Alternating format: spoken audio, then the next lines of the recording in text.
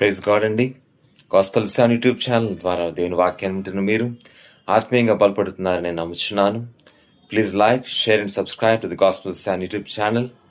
దేవుని విశ్వాసులారా, మనము దేవుని వాక్యము కీర్తన 20వ అధ్యాయంలో చూస్తే నీ యొక్క ఆలోచన నేను సఫలపరుస్తానని చెప్తున్నారు.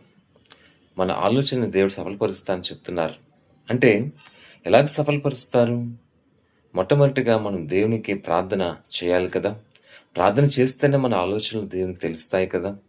అందుకని ఎప్పుడు మనము అడిగాం, ప్రభువా నా యొక్క జీవితంలో నా యొక్క ఆలోచనలు సఫలపరచండి అని లాస్ట్ టైం ఎప్పుడు అడిగాం మనం ప్రార్థనలో?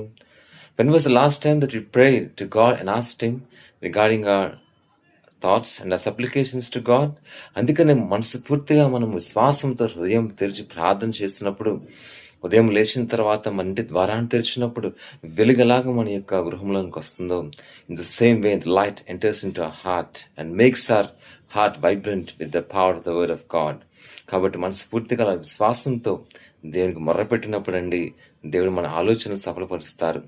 ఇదే కీర్తన గ్రంథం 20వ అధ్యాయం మనకు తెలియజేస్తుంది. ఆమేన్.